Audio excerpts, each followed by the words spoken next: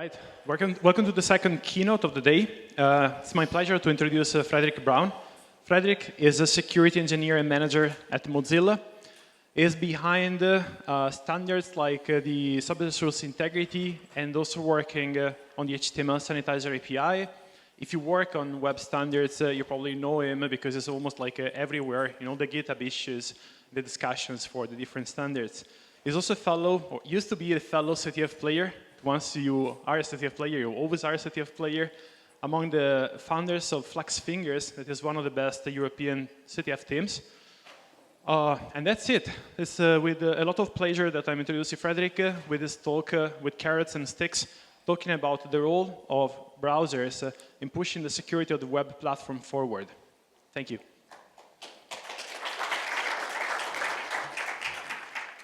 Hi, everyone. Yeah, today we'll talk about carrots and sticks. But earlier today, you may have seen Christoph talk about HTTPS adoption and see what mechanisms are there to help make has helped make HTTPS adoption so feasible for so many websites out there. Or you might have seen Michele, David, and Lucas from Google who have shown what it takes to tackle web bugs at Google scale. I want to talk about web security at web scale, how we can fix some of the most prevalent web security issues that are out there. And the approach that I'm using is to use incentives like carrots and sticks, punishments, and how I believe we can fix the web insecurities as they exist today.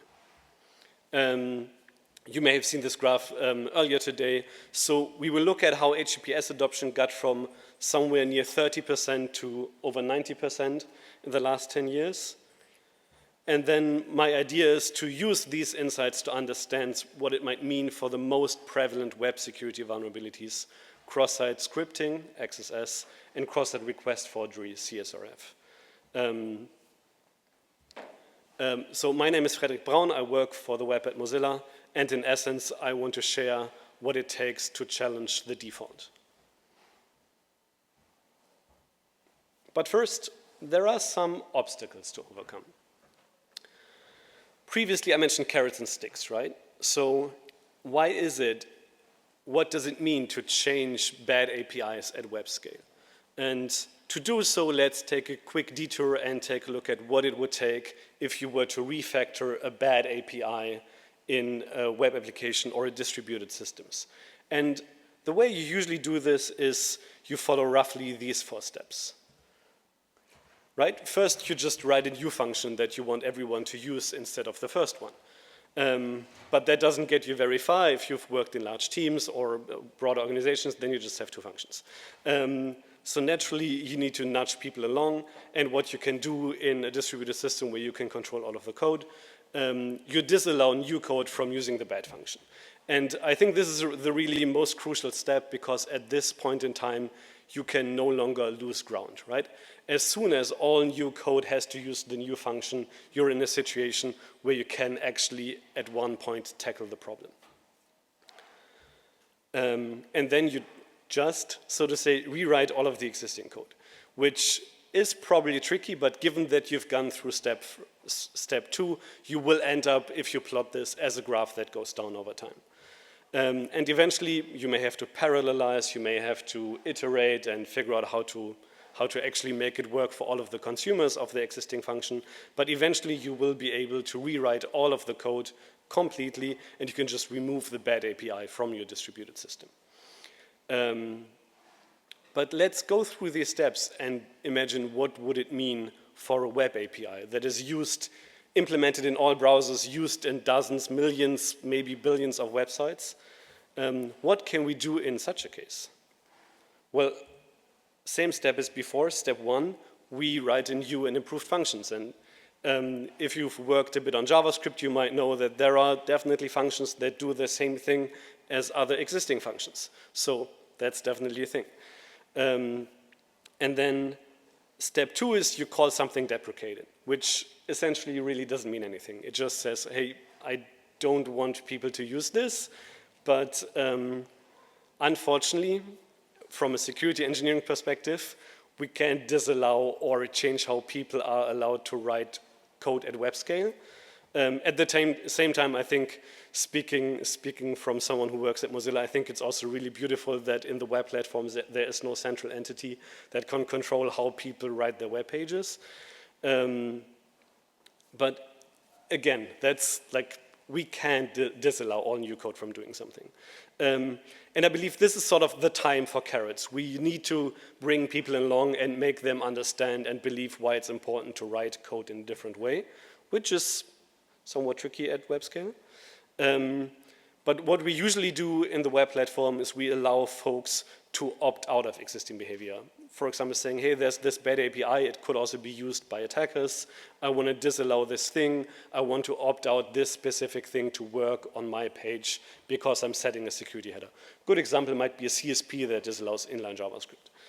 And then all you can really do is collect feedback, wait, iterate, talk to people, talk to big websites, talk to frameworks. Basically get out all of the carrots you can find and tell them, here's something shiny, go try it out.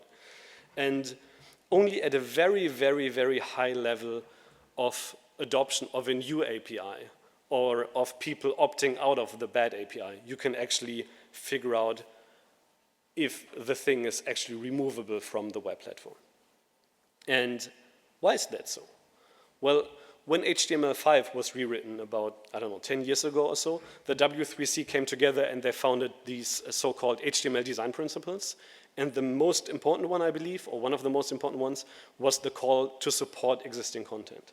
And basically the W3C, when making web standards, essentially said, whenever we want to look at legacy features and potentially changing legacy features, we always need to weigh it against the cost of breaking web pages.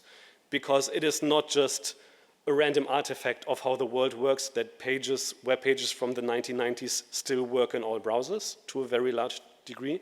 It is intentional.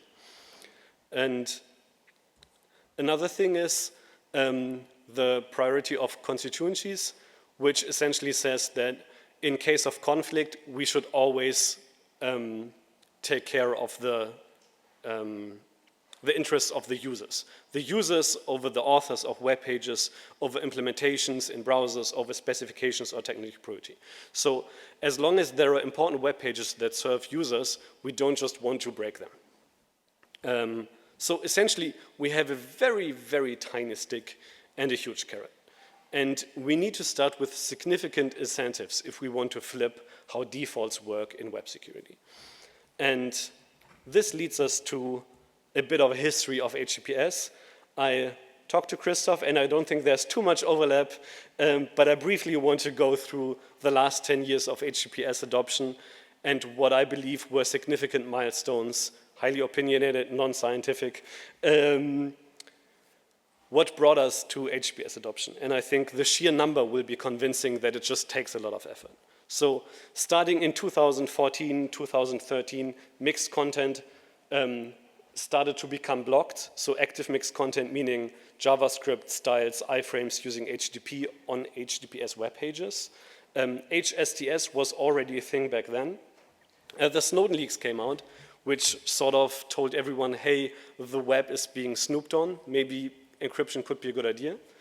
And Google announced that they would start booting the page rank for pages using HTTPS. In 2015, Mozilla came out with a blog post saying, actually, we would like to deprecate insecure HTTP if we could. So step two has been in the making for a long time.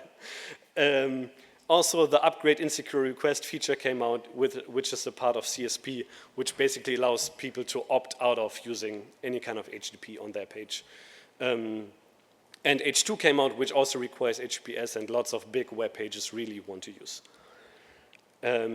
2016 was the first real release of Let's Encrypt, an initiative that probably most of you know, supported with funding, resources, and engineers from Mozilla, a free certificate authority that makes it really easy and automated to just deploy HTTPS.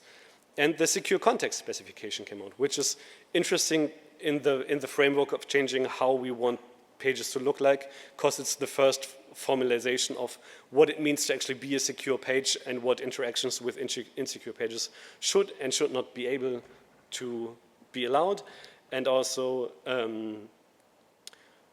how to tie this into other web specifications.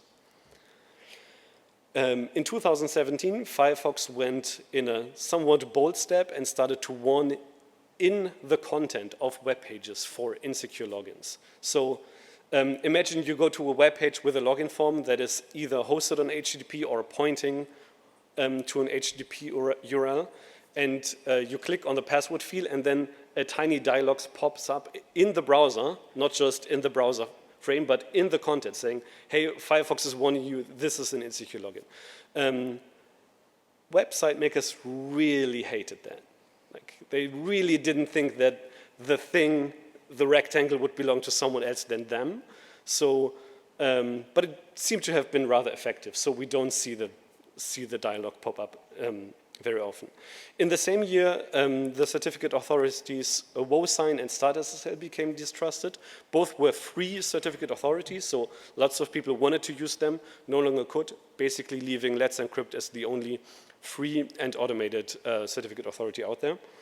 But that didn't really stop HTTPS adoption. In 2018, makers of web specifications and browsers, including Firefox, called for secure context everywhere, essentially saying that all new web APIs, all new capabilities that come to the browser that are more powerful, like device-specific things, for example, should be behind a secure context, essentially meaning need to use HTTPS to be actually available for the web page. Let's Encrypt started supporting wildcards, which I think made HTTPS adoption even easier for people with lots of different hosting scenarios. GDPR took effect in the EU, which required encryption for authentication and payments, which I believe was also a very huge driver of HTTPS. And TLS 1.3, which made HTTPS much, much faster, also came out. 2010, let's not talk about 2010, but it did something for HTTPS adoption. In 2020, but in 21, Chrome and Firefox, like more or less coincidentally, shipped a very similar feature that we call HTTPS first, where the browser is making a secure connection by default first, and if that doesn't work, falls back to HTTP. Because breaking or changing defaults is tricky.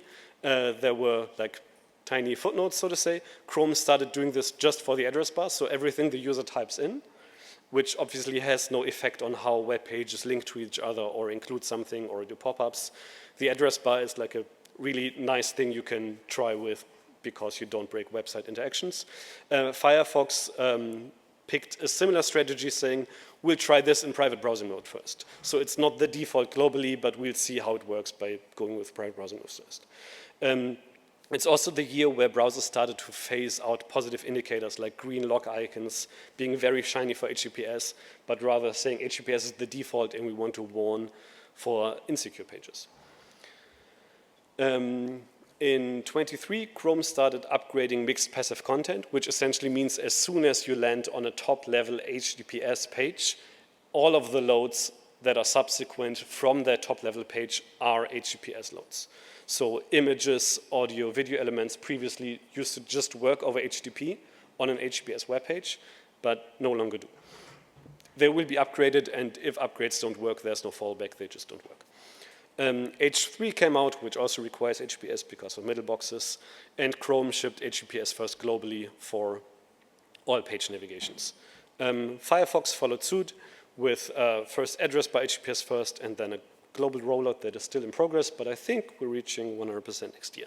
But going through the whole timeline, I think the main takeaway, I believe, should be it takes a lot of effort. Right? These are over 20 different initiatives, and it's an opinionated, selective piece, but there is so much more that it takes to get something changed and to flip the default.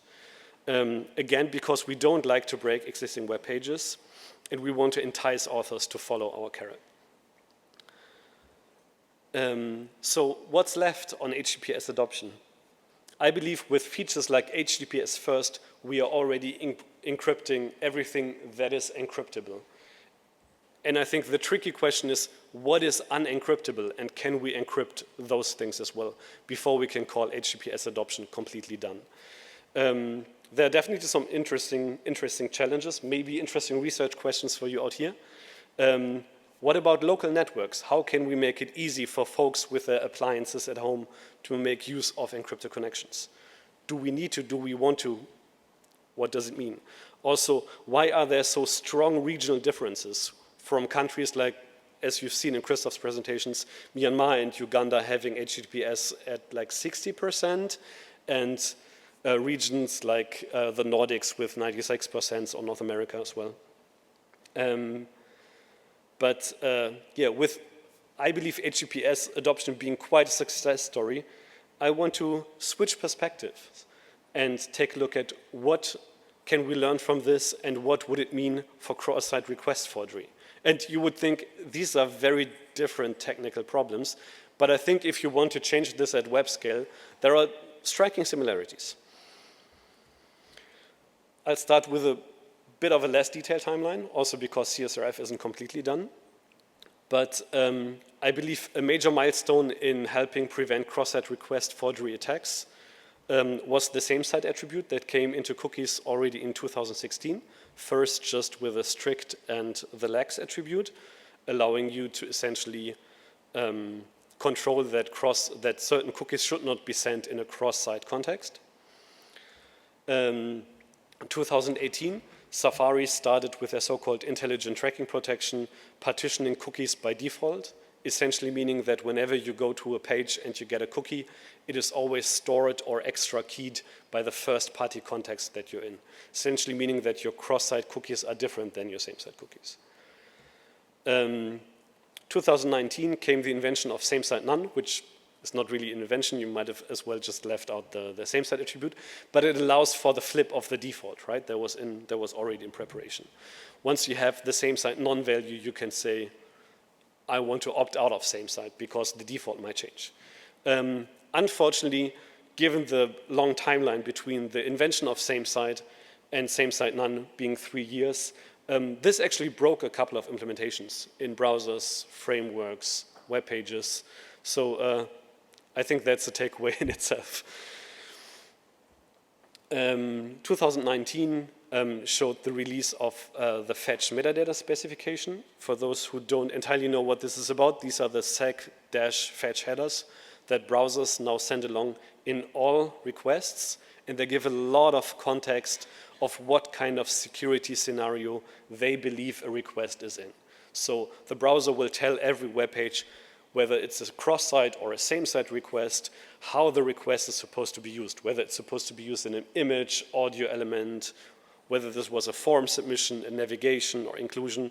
And all of these things are also really, really useful to tackle cross-site request forgery on the receiving end, for example, in a reverse proxy, right? You don't have to really look that deeply into application-specific details. You can just, in your webheads, disallow certain requests because they don't make sense.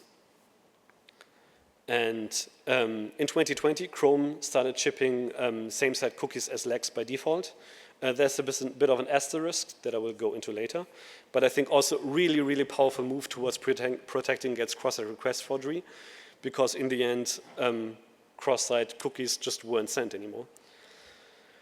And 22, Firefox shipped the so-called total cookie protection, which also partitioned all cookies by default, which should also basically eradicate CSRF as a problem for folks on Firefox. And I think, given all of these initiatives, I think it's actually very likely, and maybe even more likely than HTTPS adoption, that CSRF might be properly dead in the next few years. But there are some things left that I want to touch on. First of all, as I mentioned, there was a bit of a footnote in the same-site thing. So this is a resource from Google folks. In fact, the behavior for same-site lax being by default is slightly weaker than same-site being set to lax explicitly, because they found when rolling out defaults, it's tricky, but it turns out that that lots of cookies actually do need to be sent.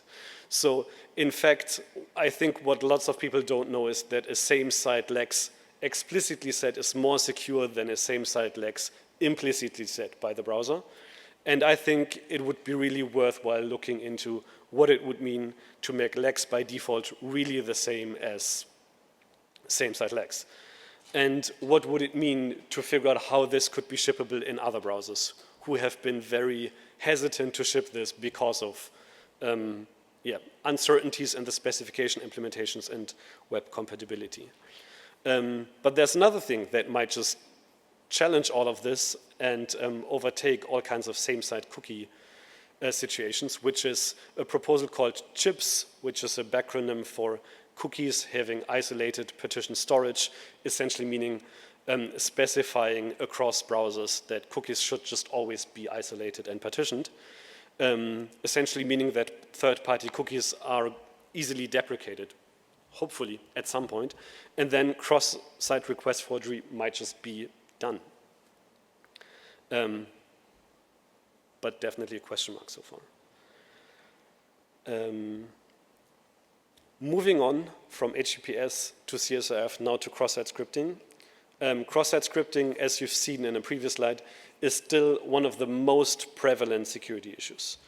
It was roughly invented with JavaScript in the late 1900s, and yeah, it's still not solved. So if you were to count CVEs, which for various reasons is not the best idea of looking at vulnerability statistics, but all of CVEs that actually have information about the kind of weakness that were exploitable, cross-site scripting is the top one. And that's despite a lot of work on CSP and frameworks and whatnot. So I think we need to look at cross-site scripting. Also, it's my favorite topic in web security. And I will briefly look into two defenses and why I believe they didn't work and what I believe will work. Spoiler, those two defenses are mitigations, and I think that's the reason why they didn't work. But let's not get ahead of ourselves. Let's start with cross-site scripting filters. I don't know who remembers cross-site scripting filters, but in 2008, Microsoft already saw cross-site scripting as one of the most frequently reported vulnerability class. So they decided they would build a cross-site scripting filter into the browser. And the idea is you build a mechanism that looks at the URL to identify potential injections and then remove them from the response that you get from the server. It was a bit of a glorified regular expression. And I think it was a really, really interesting idea. Unfortunately, it led to hilarious bugs causing cross-site scripting in pages that didn't have cross-site scripting bugs in the first place, which came out, I believe, in 2010. The same year, Chrome shipped the so-called XSS auditor, which I think was actually presented at NDSS, but don't pin me on that. In a paper called Regular Expressions Considered Harmful in Client-Side XSS Filters, the suggestion was to integrate it more tightly into the browser engine and control and restrict script execution in the rendering engine based on information in the request and the response from the server. Of course, all of this mostly focusing on reflected cross-site scripting bugs. Unfortunately, it also didn't perform so well, such that at some point, the Chrome folks had to say, actually, if you bypass the XSS auditor, we don't really think that's a bug in Chrome, because it's only a protection for buggy websites anyway, and we are not going to give you a bug bounty for XSS auditor bypasses. But at least it didn't introduce actual additional vulnerabilities in web pages. Until 2016, when people found out that the XSS auditor would also cause security issues in web pages, which eventually led to the XSS filter and the XSS auditor to be completely removed because it introduced more harm than good. So what I did like about cross-site scripting filters is that they were so effortless for web authors, right? You didn't have anything that you needed to do as someone who hosts or builds web pages. But yeah, they didn't work. Next, I want to talk about content security policy. As most of you will know, it's a feature where web pages can opt into cross-site scripting mitigations by explicitly controlling where scripts are supposed to come from. essentially disallowing injected and unexpected scripts. I believe the idea of CSP may have started in 2017 with a blog post and a technical description that was called Content Restrictions by a former colleague of mine, Jerv Markham, but eventually led to CSP 1.0 in 2013, which was relatively, in web standards terms, relatively swiftly adopted across all three browser engines, but more or less completely disallowed all kinds of inline scripts and required you to point to lots of URLs if you wanted to include scripts. Again, relatively fast in terms of how web standards, how much time they usually take. Just the next year, CSP2 was released, acknowledging that inline JavaScript is actually used widely across the web and sort of also needs to be allowed in CSP policies, which can now happen through cryptographic hashes and nonces. Just briefly after that, CSP was renewed for just another revision, CSP3, due to an interesting attack from folks at Google, I think including Lucas sitting here, script gadget attacks, where the idea is that now that you have a CSP policy that lists a lot of different host names that are supposed to be loaded and contacted for JavaScript in your page, you find yourself in a situation that at some point you probably will allow some sort of content delivery network that hosts not just your JavaScript, but a lot of interesting JavaScript libraries, including vulnerable, outdated, and obscure libraries, basically reintroducing cross-site scripting into your application. That was solved with strict dynamic, which essentially allows you to just list one script that contains all of your actually bootstrap logic to then transitively include more scripts, and strict dynamic really just meaning transitive trust. The first script that is loaded, I can just whitelist, and the rest will be loaded dynamically. And then in 2020, trusted types came along as an integration into content security policy that is, at this point, a Chrome-only feature, but is currently in implementation status in Gecko and WebKit, and will hopefully come to web pages at some point in this year. But to summarize the development of CSP, we've worked on this since maybe 2007, maybe 2008, maybe if we count 2013 as the first revision of CSP. We still have less than 20% of web pages with a CSP that actually controls scripts, according to the HTTP Almanac. And 90% of CSPs that can be seen still allow inline JavaScript, so don't actually provide any XSS protection. And I think what we can learn from CSP is from CSP and XSS filters is that cross-site scripting solutions need to be super compatible with existing content, otherwise they won't be adopted by folks.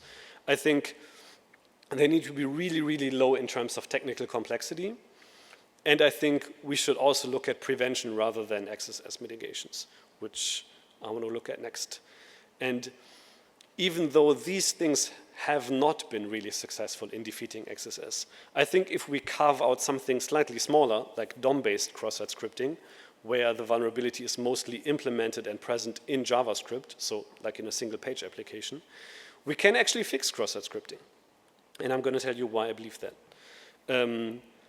One reason is trusted types, which is an opt-in mechanisms where you can essentially disallow all typical cross-site scripting things in JavaScript, like in HTML, and make them require a so-called trusted type object rather than an arbitrary string.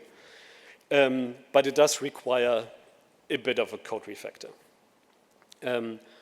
What still makes me believe that trusted type is interesting is that for web pages out there that have a security team, which definitely isn't all web pages out there, that there is a way to completely get rid of cross-site scripting. So Google basically does not get XSS reports as part of their bug bounty program, which I think is kind of promising. And I know of various other projects that are in a similar situation because of trusted types. Another thing that I believe would also really, really help with the DOM-based cross-site scripting is the Sanitizer API. What people use right now to do cross-site scripting mitigation when they don't use trusted types is they use a popular library, for example, DOM Purify. And take user-controlled, attacker-controlled input, like the variable evil here in our slides, pipe it through a sanitizer, and then put it into inner HTML. What we've been working on for a while now is a sanitizer API that is built into the browser that basically allows developer to skip this step instead of assigning to inner HTML and going through a DOM purify library. You would just call set HTML and the browser would take care of sanitization. Obviously, people will have opinions, so you can also put in options for how the sanitizer is supposed to work. I'm not entirely sure what a stick would look like for XSS and what the exact path would look like, but I could imagine something along those lines.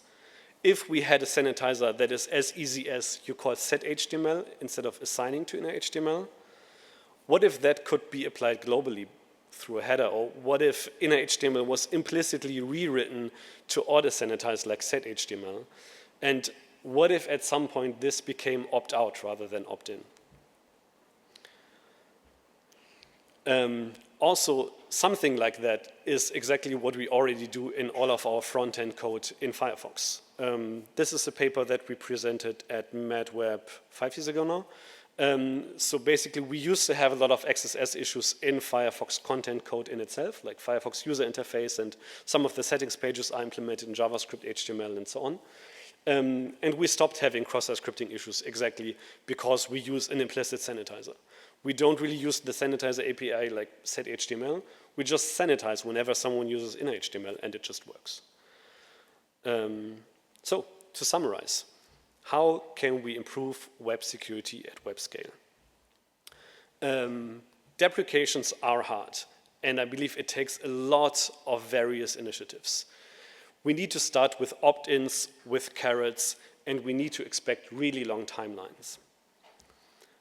But I believe that the most prevalent bugs should no longer be a website's problem. I think there should be a browser problem. Because the web ecosystem is fraught with some really dangerous and widespread insecurities, and I don't think the websites are at fault. I believe we should shift the responsibility away from millions of websites and into the hands of the web platforms, web standards, and browser implementations. And I believe we've proven that it's possible with HTTPS, near possible with CSRF, and hopefully soon with cross-site scripting, such that secure APIs will lead to a safer web. Thank you.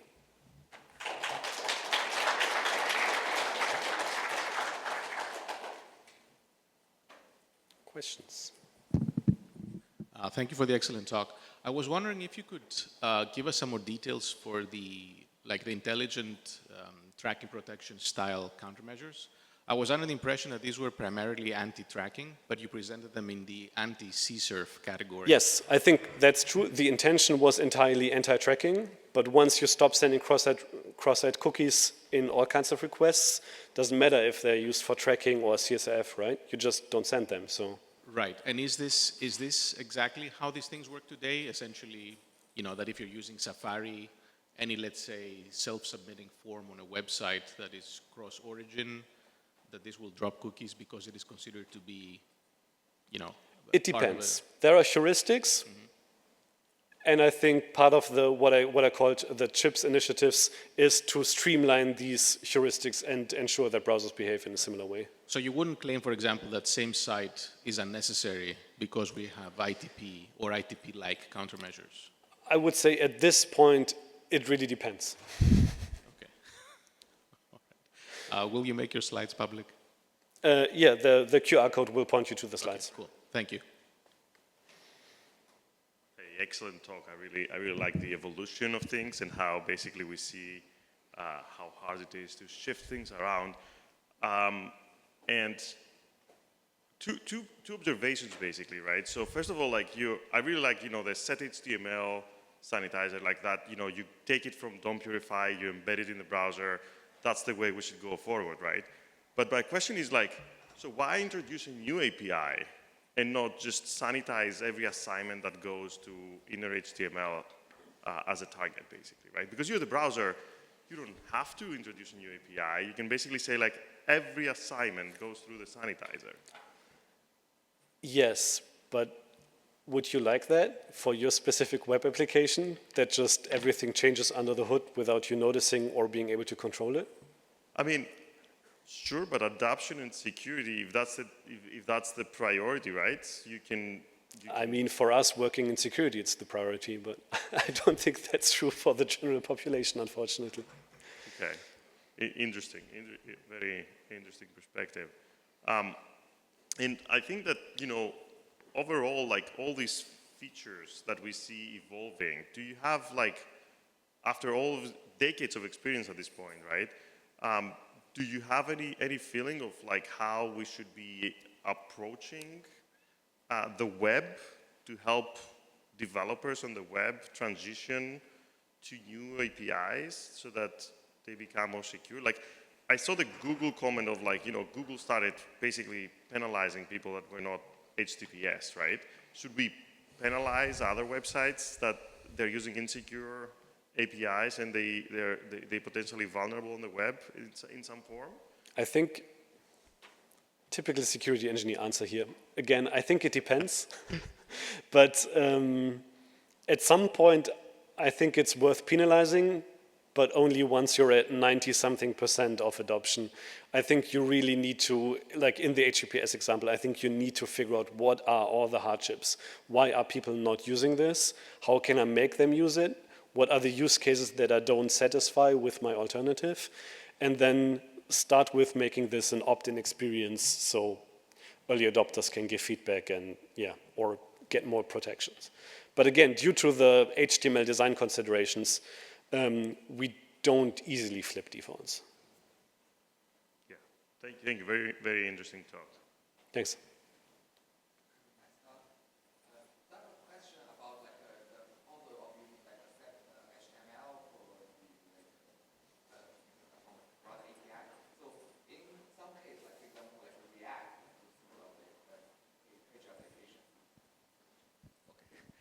In those like single page application, they have those like safe APIs, so you can directly say it without exposing those like third-party script that can run. However, there's also like API like dangerously set in HTML, and what we found is like developers still using those dangerously set in HTML instead of the safe versions. So like that's the question I want to have is like, do you envision like if we do invent those APIs in the like browser, but developers still somehow using the dangerous version rather, or use a way to bypass the safety, still use some of the like the dangerous versions that exposed by the browser? I'm not entirely sure if I got the question, sorry. Can you repeat the last bit? Sure. I understand that like if you use something like React, you don't have to deal with any HTML yourself, but you can if you use the dangerous in HTML, but by default React is safe, right? And what was the question following that? Sure, let me repeat it. So my understanding of the proposal is like you try to invent a safe version so that it can like get rid of cross-site scripting. So in some of the like platforms, they're already starting to doing that. Like for example, I said React or many of those single page applications like Vue.js, they provide a way to safely set in HTML. So you do not need to like expose those two dangers. And then, but what we found like is that developers still use unsafe versions. Like for example, like that's a dangerously set in HTML version.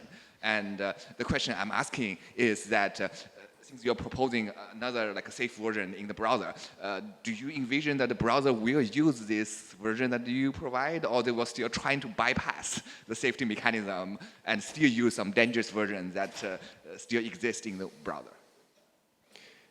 I wouldn't call it a bypass. I think at this point we are still somewhat early stages in providing the security guarantees. I think we are also just eager to learn why it wouldn't work for everyone, instead of just dismissing them as doing it wrong. And I think long term, I believe we should figure out if we can work on this as an opt-out mechanism. But I think at first we need to collect enough information and make it work as an opt-in mechanism. Do you think some user study would help? For example, like understand how developer like use those APIs? Thank you. Thanks. Thank you very much for the nice talk. I got a question about standards. how do you see the role of standards to push like the security of the platform forward?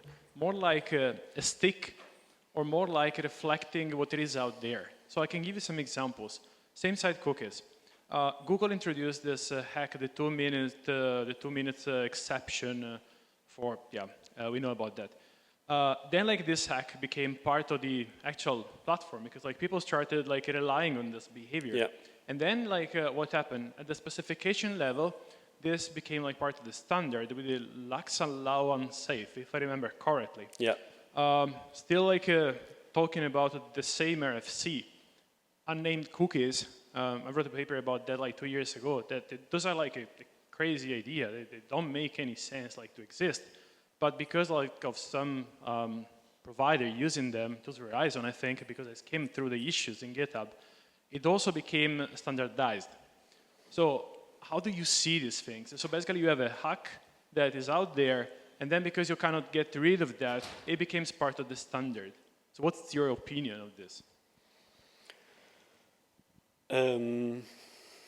Sorry for the question. I have a long opinion. I'm trying to formulate a short opinion, and I guess that's standards are hard. I don't know. Yeah, it's tricky, right? Especially when you flip defaults. It's a long process of learning what you are actually changing and what the use cases look like. And I think, yeah, the lax allowing unsafe exception in same-site cookies is a great example of something. I believe that was only really learned in the late stages of the rollout of making cookies same-site by default, lax by default. Do we have any other question? We still have some time. Can like contradict you one small thing that you mentioned before about the XSS auditor. Actually, it introduced vulnerabilities because it gave attackers the ability to nuke a single like script in the page.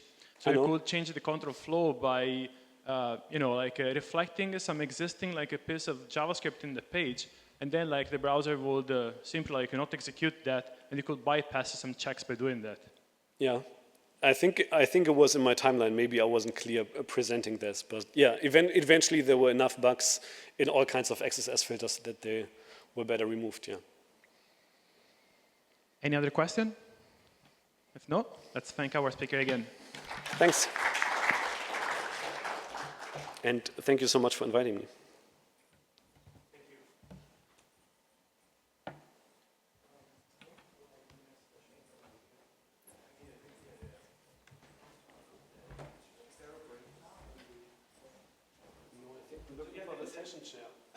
Yeah, so the next session like starts immediately. Oh, yeah. Okay. That gives the power to Christoph.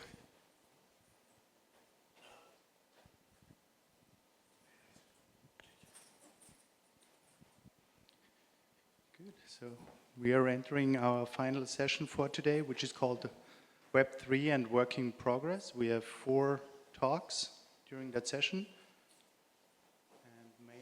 First speaker to come up to the front. I'm not here yet because we are too early.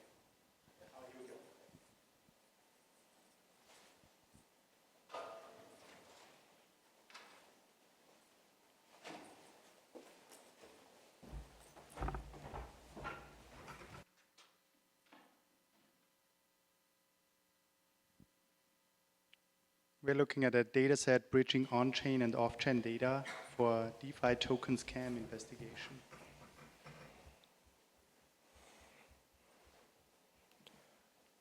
Just a second.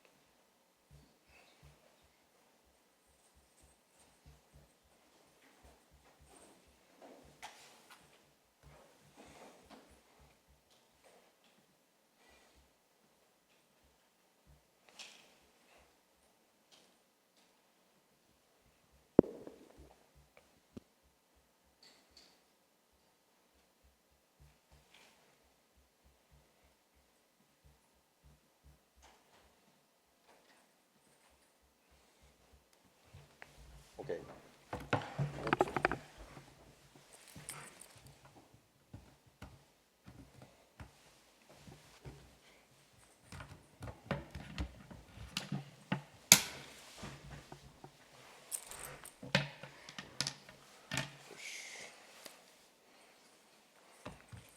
Okay.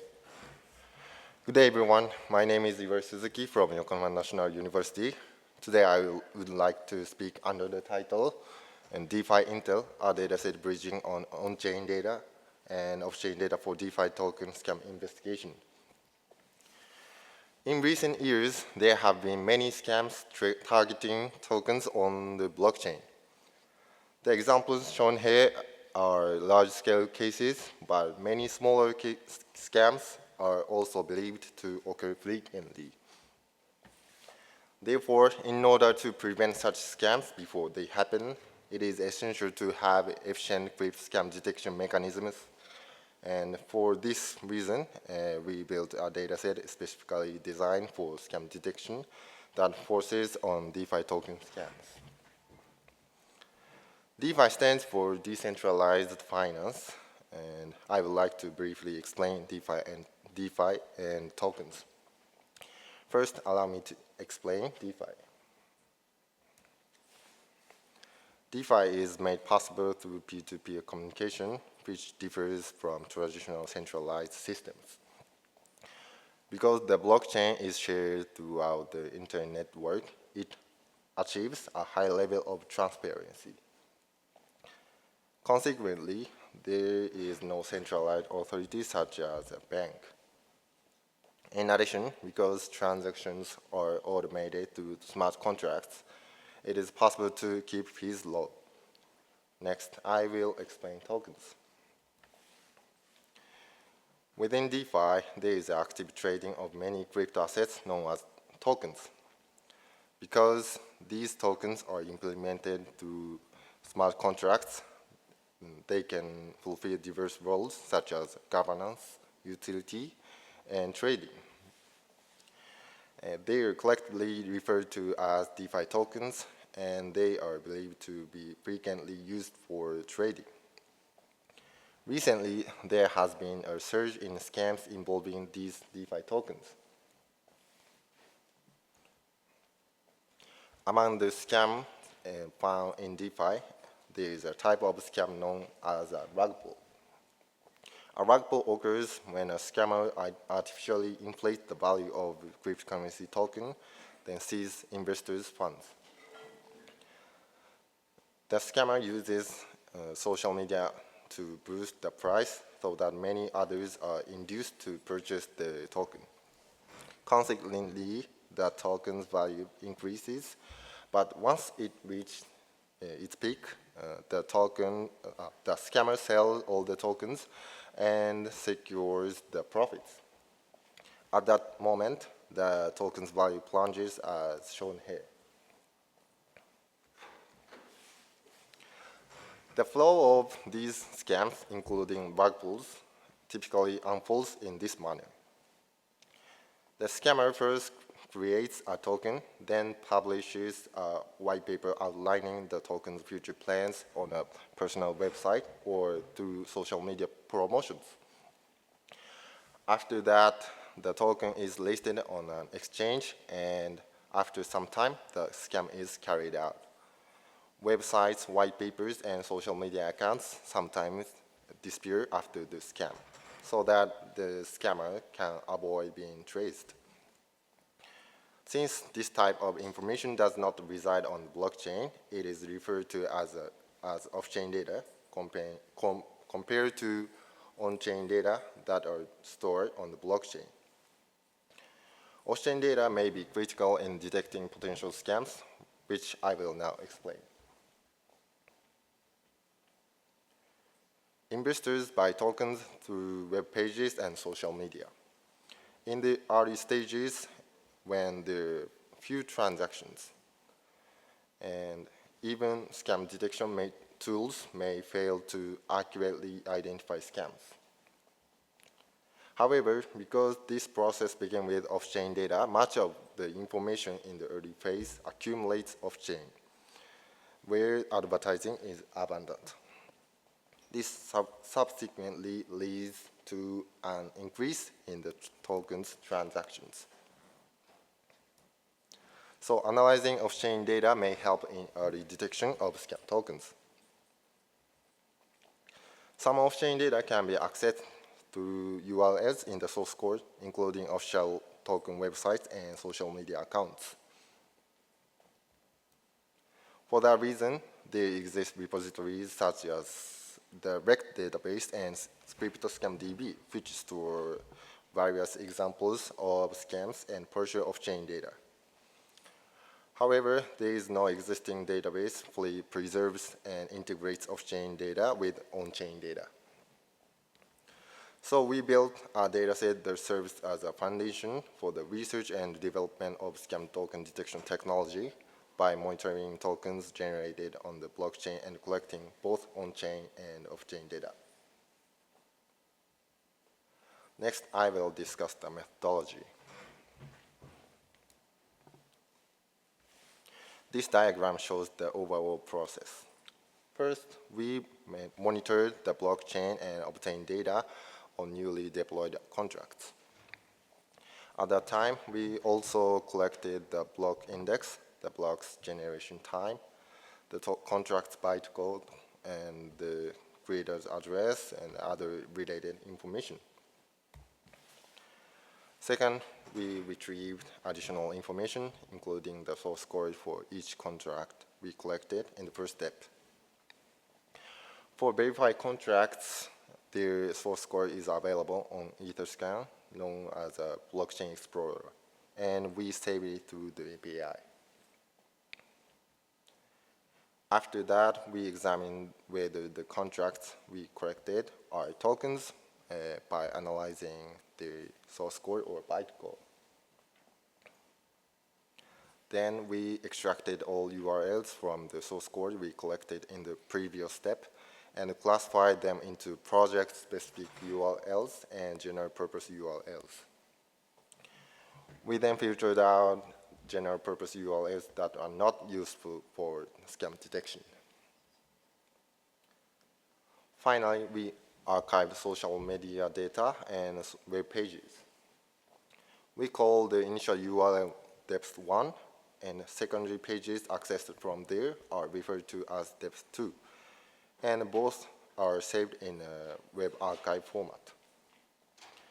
We collected posts, chats, and messages from X and Telegram through their API. Because Telegram requires authentication by an automated procedure when joining a token's private group, we used an automated method to bypass this authentication. This is how we collected that data. I will now present the results. We collected about 130,000 contracts. About 32,000 verified DeFi tokens were included among them. From these, we collected about 540,000 Telegram records and 2,000 X records and 50,000 archived web pages. The Telegram records contain about 35,000 messages and 4,000 chat metadata entries. The X records included about 270 posts and about 1,700 account metadata entries. Finally, about 7,600 URLs were accessible. Here is the cumulative distribution function for the number of project-specific URLs per verified token. It shows that when the URL count is 1, X and Telegram usage jumps from about 85% to nearly 100%. This indicates that about 15% of verified tokens contained at least one URL for Telegram or X. Next, I will describe the case studies. In this slide, we show a case study focusing on the consistency of contract addresses in DeFi tokens. On the left side, you can see the token's contract address displayed in the Blockchain Explorer. And on the right side, the address shown on the official website. These two should be ideally be identical, but in reality, they often differ or listed incorrectly. In such cases, there is a high likelihood of a scam. Our method is to collect contract addresses from websites and social media, then compare them with the addresses recorded on the blockchain. Here we share the results of case study 1. We focused on about 17,000 tokens collected between November 12th, 2024 and December 30th, 2024. From these tokens, we obtained about 26,000 URLs, of which about 9,200 were accessible. Among these accessible URLs, about 330 contain matching contract addresses, while about 8,900 either mismatched or did not mention any address. These 8,900 cases can be considered potentially related to scams. This slide explains how domain clustering can help identify scam tokens. Dishonest projects often imitate trustworthy domain names or manage multiple similar domains. Still, finding similar domains alone does not necessarily demonstrate wrongdoing. When we combine domain similarity with other indicators like contract address consistency, token risk scores, domain status, and web content analysis, we can detect potentially scam-related projects more accurately. Here's an overview of our domain clustering process.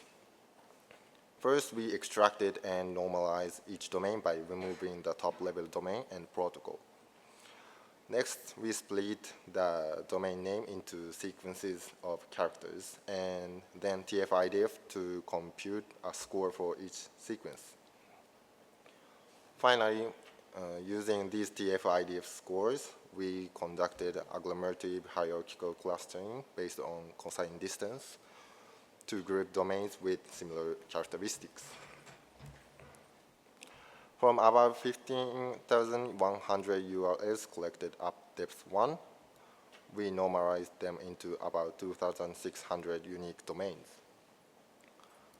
Finally, we performed agglomerative hierarchical clustering that yielded about 2,200 distinct clusters. What you see here is an example showing doc token versus Dogecoin token web pages. Both sites share a very similar design and domain names, yet they point to separate token contracts. This resemblance can cause users to mistakenly believe they are the same project. It highlights the importance of verifying the official domain and contract address before making any transactions. Here we compare the doc token domain against the Dogecoin token domain. Although their web page layouts look nearly identical, they differ significantly in terms of third-party safety scores and transaction records. In particular, the Dogecoin token has a notably low score of 1 out of 99. By carefully checking details like contract addresses and real transaction data, you can potentially avoid high-risk tokens. Finally, we arrive at the summary. With the rapid growth of DeFi ecosystem, scams tokens are increasing. While on-chain data provides transparency, it is insufficient for understanding the context of scams. Off-chain data such as websites and social media can provide clues about scam, but often disappear within a short period. Therefore, this study aims to support the detection and analysis of scam tokens by constructing a new dataset that integrates both on-chain and off-chain data. Additionally, through case studies, we identified key characteristics of scam tokens, such as contract address mismatches and the use of similar domains, demonstrating the usefulness of the dataset. I will now speak about future challenges. First, we wish to archive dynamic content more completely. Some dynamic web pages did not archive successfully, so we intend to achieve more comprehensive archiving. Second, we plan to update the dataset periodically to keep track of new information, since this study collected website archives only once and did not perform continuous monitoring. Third, we hope to adapt our approach to other blockchains and social media platforms. Because popular blockchains, such as Solana, also have many tokens with similar traits, and they merit inclusion in our research. We must also pay attention to social media platforms we have not covered yet. In addition, we aim to develop scam detection algorithms using this dataset, thereby advancing research on scam detection. Here is the acknowledgement, and this is the contact for the dataset. Thank you for listening. Thank you, Yori. I'll let others go first if there are any questions from the audience. Otherwise, I'll start with a question. So earlier you mentioned about the Trump coin, and you had several websites listed, and I was wondering if your scam detection system that you here presented would have detected or would have signaled that this is a potential scam. Oh, can you say that again?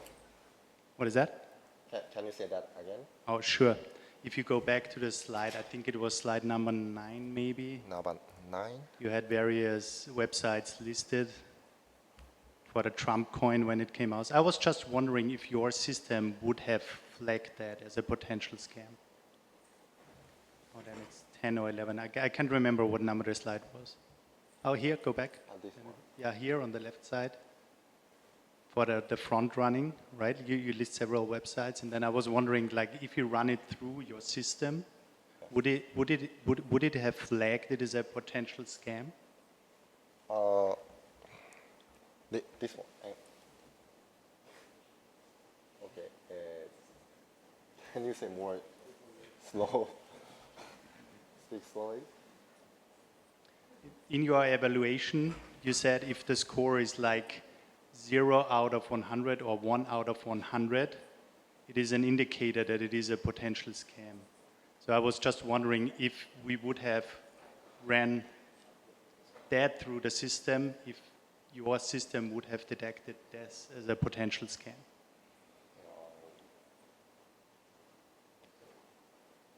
It's okay, don't worry, we can talk later about that in more detail. Talk to you later. Sorry. That's okay. Sorry.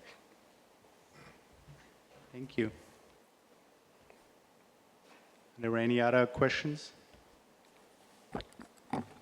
Thank you, Yori.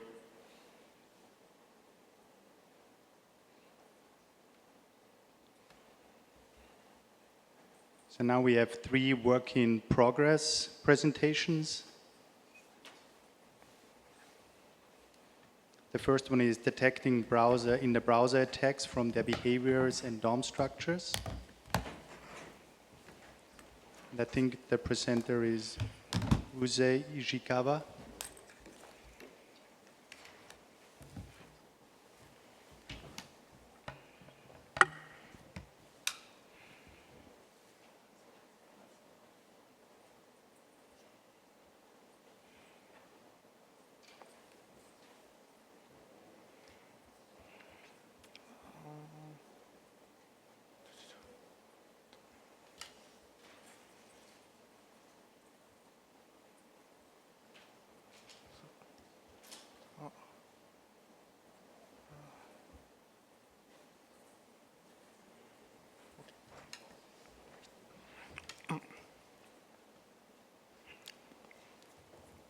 Okay. Hello everyone, I'm Ryusei Ishikawa. I'm a graduate student from Ritsumeikan University, Japan. I'm very excited to present a paper, Work in Progress, Detecting Browser in the Browser Attacks from their behaviors and structures. First, let me explain what a browser in the browser attack is. The browser in the browser attack is a phishing attack that steals users' confidential information. From here, we will refer to this attack as a BITB attack. This attack displays a pseudo pop-up window within a browser window. In other words, the outer browser window is genuine, but the inner pop-up window is a fake implemented with HTML, CSS, and JavaScript. The attacker displays a page that mimics the login page of Google or other sites within the pseudo pop-up window. Users check that the domain in the pop-up window appears legitimate and then enter their confidential information. However, the domain that the user checked is a fake implemented by the attacker's script, so the password is sent to the attacker, not Google.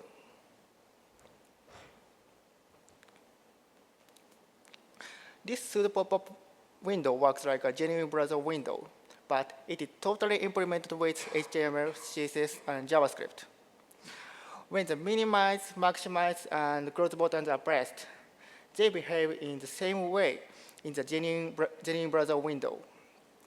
For example, when the user presses the close button, CSS properties that visually remove elements from the behavior browser window, such as display none, are set on the pseudo pop-up element.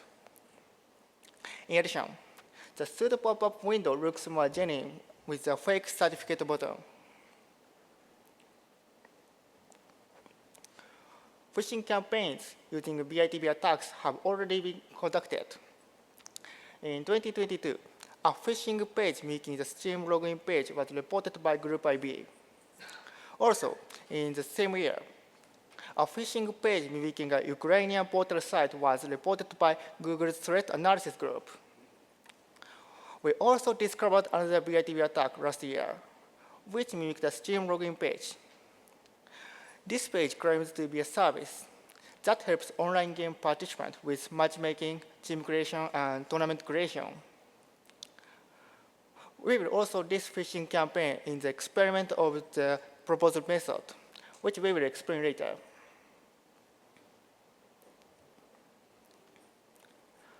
Our research has 4 contributions. First, we propose a detection method for BITB attacks. Second, we implement a BITB attack detection system. Third, our method was tested on 64 BITB proof of concept from GitHub and real-world sample, and all of them were detected. Fourth, our method runs with negligible overhead time in all test cases. As related to research, we will introduce rule-based and AI-based phishing detection method. We will introduce dragging a pseudo pop-up window to the edge of the browser frame as a representative of rule-based detection method.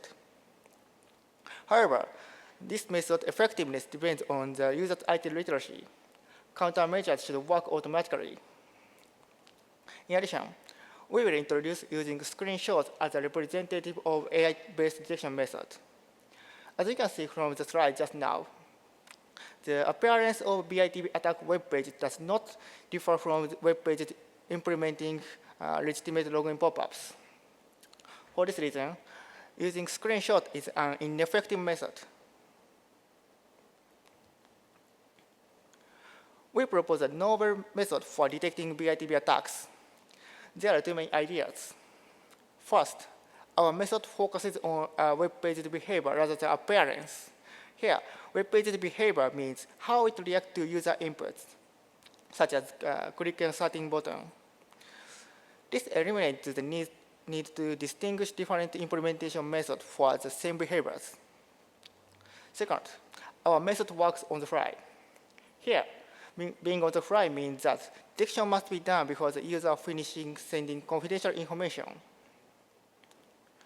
We will also analyze the group IB's report, which introduced the BITB attack case study. Based on this report and real-world cases we discovered, we decided on 4 criteria for detecting the BITB attacks. When these all criteria are found on a suspicious web page, it is determined to be a BITB attack. The first criterion is post-rendering. This means an element that is created after the web page's rendering is completed. For example, an element that is displayed when the user clicks a button. The second criterion is vocabulary in screenshot. This means an element that contains a specific vocabulary such as login and sign up in the screenshot. By using the OCR component to extract vocabulary from screenshots, it becomes a more robust system.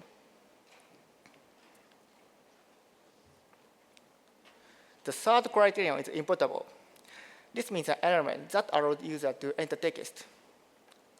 The fourth criterion is sent to external. This refers to the function that sends the text entered by the user over the internet. We conducted 2 experiments to evaluate the effectiveness of our method.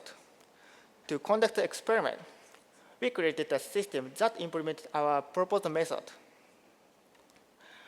In the first experiment, we verified how well our method could detect attacks on the BITB attack dataset. This dataset contains 64 BITB proof of concept collected from GitHub and the BITB web page used in the real world. The 3 figures shown here are screenshots of the web pages included in the dataset. Also, this dataset includes a proof of concept with various features.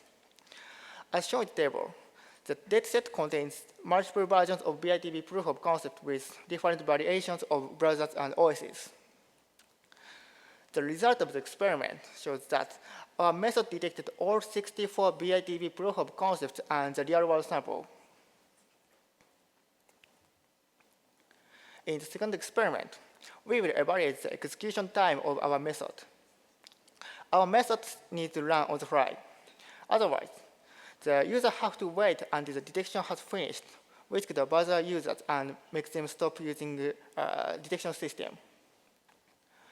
As a result of the experiment, the system that implemented our proposed method took an average of 31 milliseconds to initialize.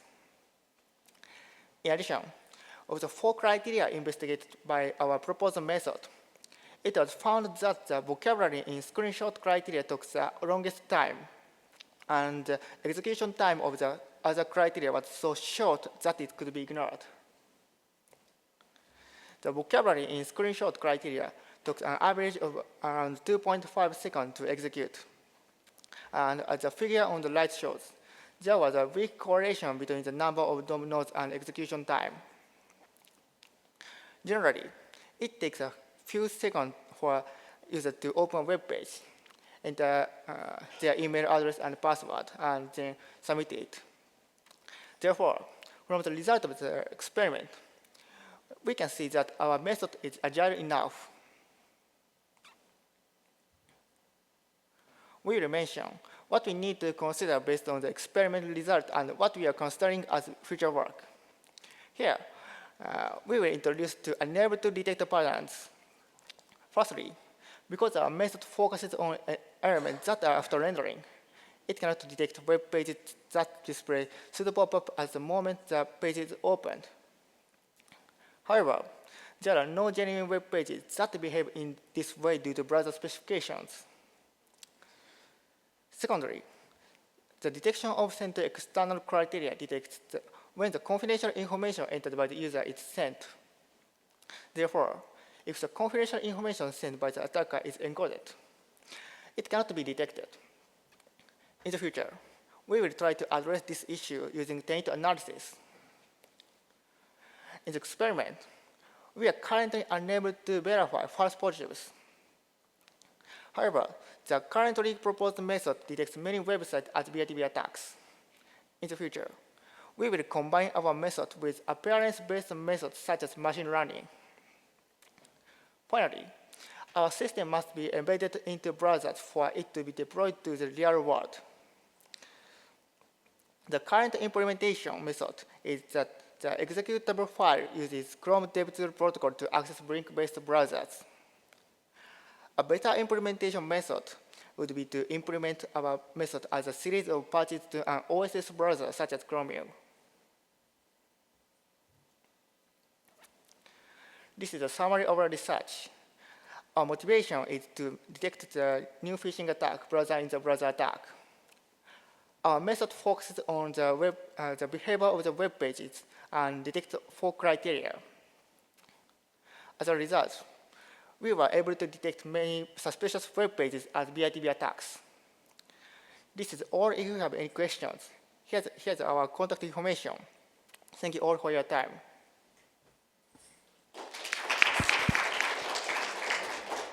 Thank you, Ruse. Let the audience go first. Otherwise, I have 2 questions, actually. Okay, then I'll start. Let's start with the easy one. You mentioned you evaluated Chrome and Firefox. Were there any differences in your implementation or anything that differed between Firefox and Chrome in your evaluation? You're asking about our system, our method implementing to another browser. Yeah. Okay. Okay. Yeah. It is. We can able to implement another browser.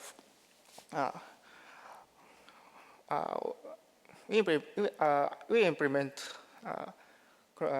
with Chrome DevTool protocol and uses Chromium, but other browser can implement if it's above feature, such as screenshot and get the of page, get CSS style. Okay. I hope I have answered your question. Yeah, and then I also have a question. Maybe it's even a suggestion on slide number 8. Number 8. Because in general, you mentioned there are some false positives, right? And here you mentioned on point number 4, send to external, which means that text is sent over the internet, meaning like you monitoring any kind of network request. Would it make sense, for example, to exclude same origin requests? Sorry. Please rephrase again. That the point number 4 is? Because generally you mentioned there are some false positives with your system, right? And I could imagine when there is fraud or when there is a scam, they need to exfiltrate the data and send it to their own domain, right? To the attacker-controlled domain. So would it make sense here to use or exclude same origin requests? Why exclude?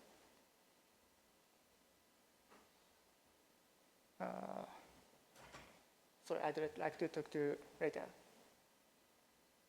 That's okay. We can talk about it later, but I think that might make your system a little bit more robust and show you less false positives.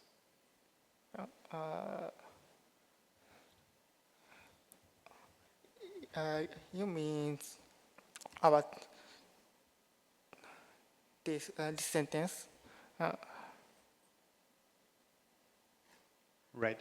Like here in the discussion, you mentioned there are some false positives that occur on some pages, okay, right? Right. Yeah. And I could imagine is when you monitor any kind of network request, then that is responsible for some of the false positives. That's okay. We can talk later in more detail about that. Thank you. Thank you. Question. Go ahead. So I have a question. I think it's a very interesting attack. So I'm interested about like how the attack itself is like implemented, because browser may have different modes. For example, like incognito mode or like a dark mode. So like when you mimic a browser, how does the like malicious website know what mode that the current browser is in, so that it can mimic the correct mode as the original browser? Sorry, you asked about the attackers can implement any mode, such as dark mode and light mode, but our system can our system is able to detect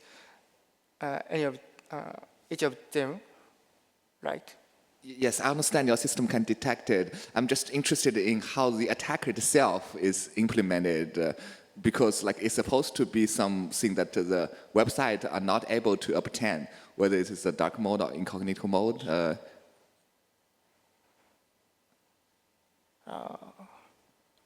Sorry, I'm not sure. Okay, we can talk offline. Yeah, thank you. Okay, thank you. Thank you. Are there any other questions? Okay, and thank you once again, Ruse. And we have 2 more in this session's work in progress talks. The next one is Towards Browser-Based Content Management by Gayatri Kanjela.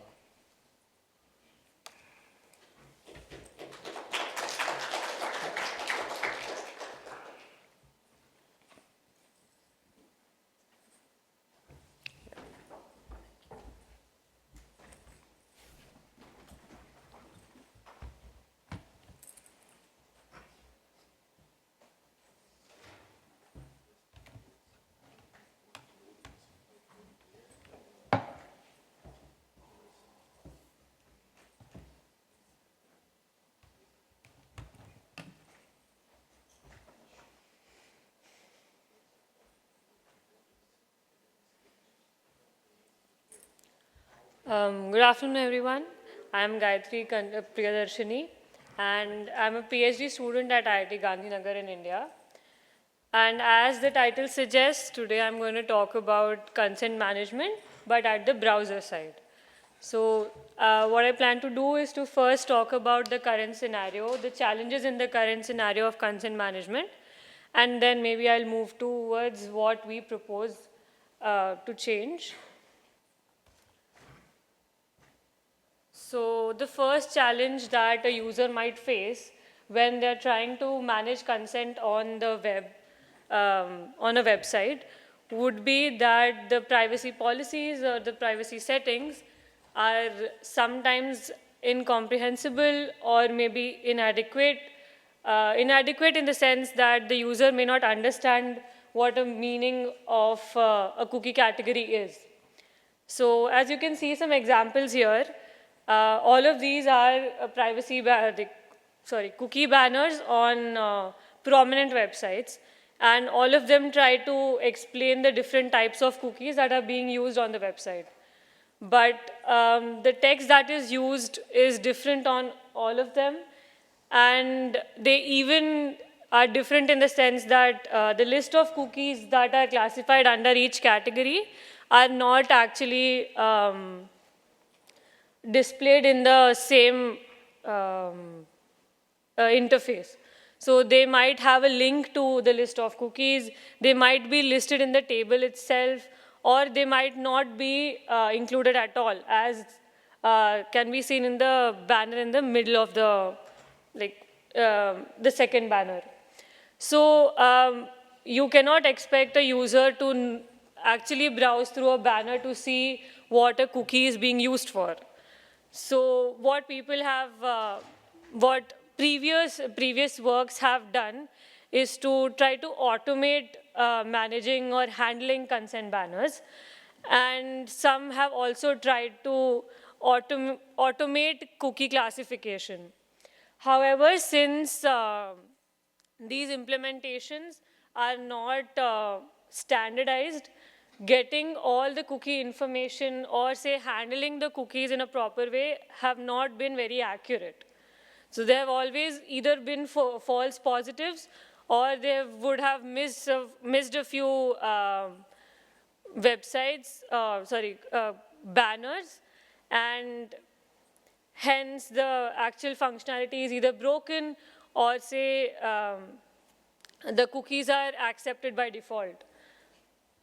Another challenge is that the websites may not always be compliant with the legal regulations that different countries have.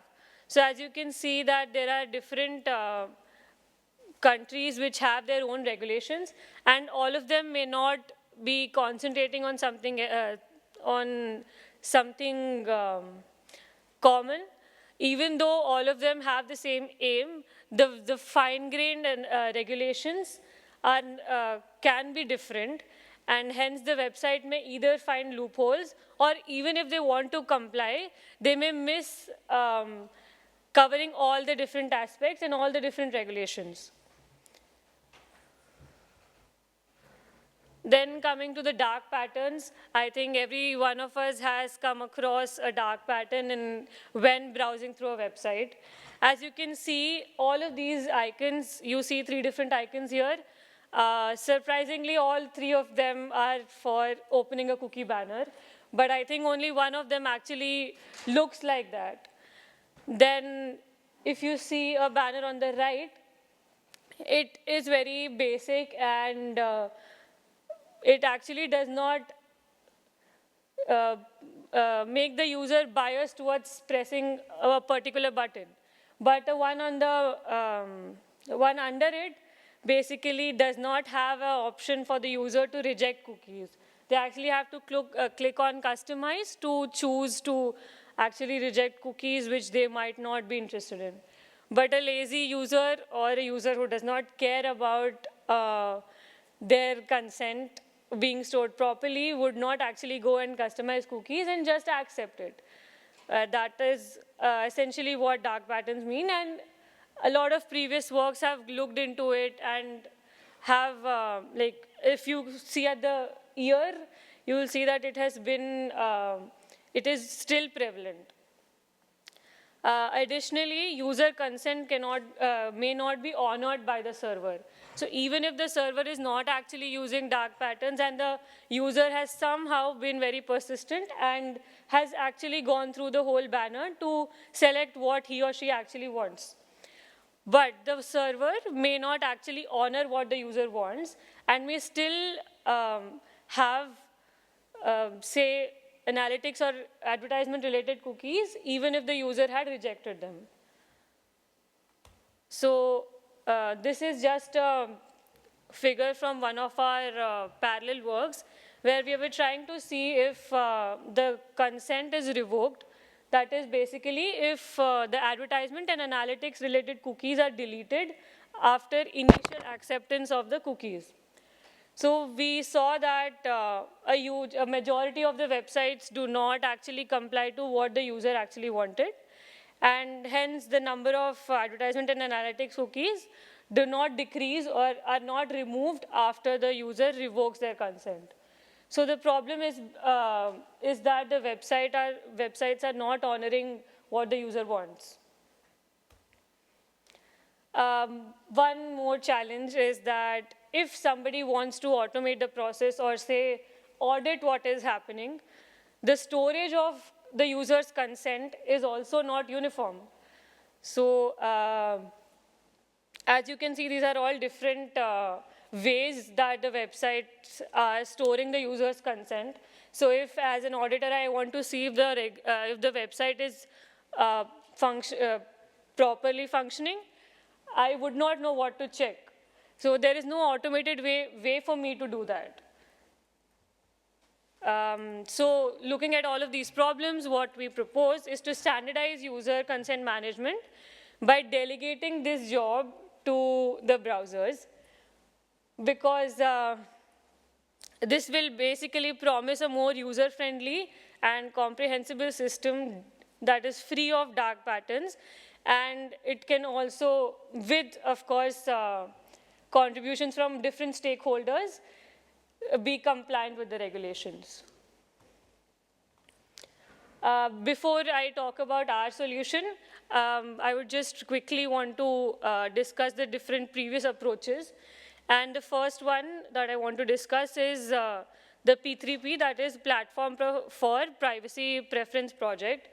What it basically suggested is that it will store the user's preferences at the browser, and based on the cookie classification in the policies, it will try to match it and make sure at the browser end to delete the cookies which were not mentioned in the policy.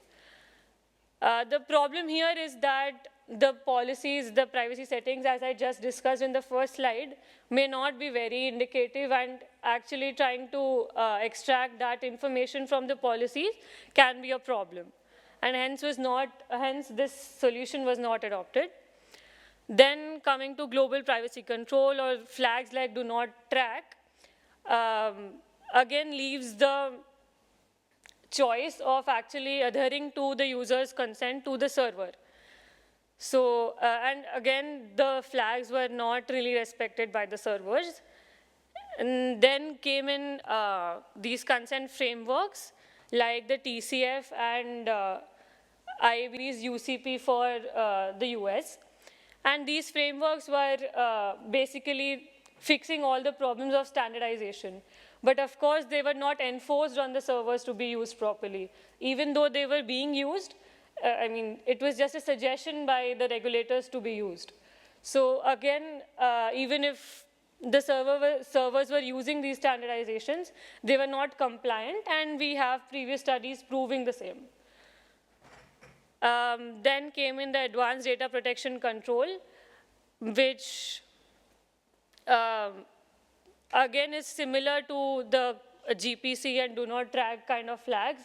But rather than just sending that the user is opting out, it basically sends the whole consent in a very brief format, in the sense which cookie category is allowed, which cookie category does the user not prefer. Extending this particular approach, the Advanced Data Protection Control Plus basically is a more fine-grained approach, and they try to cover all the different aspects that I have just discussed. This was an orthogonal work, and since we didn't know it before, what we plan to do in the future is that try to implement our approach and this approach to just compare which one would be more feasible to be implemented. ADPC Plus is not been implemented yet. It was just a proposal which can be implemented by us. So quickly, what the current consent management framework does is that first the user visits a website, and the server fetches and loads the website and loads the strictly necessary cookies in the browser. And once the user actually gives the consent about their preferences, then the rest of the cookies are stored in the browser. So what we propose to do is that initially, when the user visits a website, the server loads all the cookies, but with the cookies, it also says what category that cookie belongs to. And based on, and all these cookies, all these cookies are stored in the browser, but then the user gives the consent about which category of cookies is the user fine with, and then the matching of all the cookies and the user's consent is done at the browser end, and based on that, the requests to access the cookies are either allowed or denied. So the modifications that are required to do this at the server side are very less. So rather than, rather than sending the cookies based on the user's consent, just initially they would just have to, with every cookie, they'll just have to add an attribute called category. And right now we have only 4 categories that we're handling just for the proof of concept. And the first one is for strictly necessary, the second one is for functional, the third is for analytics, and the fourth one is for advertisement related cookies. So they just have to add this category at the server side. But at the client side, we need to handle mainly 3 things. The first one is the user interface. the main purpose of this is to avoid dark patterns and provide as much information to the user as possible in a precise way.